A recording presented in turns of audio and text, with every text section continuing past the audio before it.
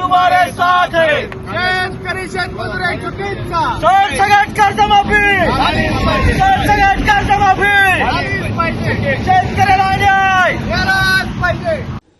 बुलढाणा येथे कर्जमाफीच्या मागणीसाठी उपोषण करत असलेले शेतकरी नेते रविकांत तुपकर यांची प्रकृती खालावल्याची बातमी समोर आल्यानंतर वाशिम जिल्ह्यातील शेतकऱ्यांचा संताप उफाळून आला. संतप्त शेतकऱ्यांनी अकोला हैदराबाद राष्ट्रीय महामार्गावर उशिरा रात्री टायर जाळून आंदोलन केले.